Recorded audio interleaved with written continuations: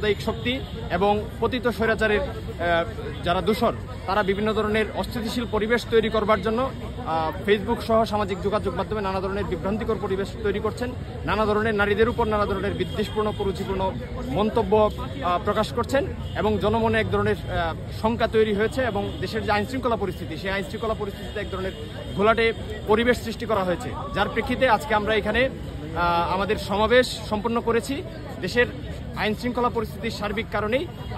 আমাদের যে গণপদযাত্রা ছিল সেই গণপদযাত্রাটি আমরা স্থগিত করেছি এবং আমাদের সংগঠনের সভাপতি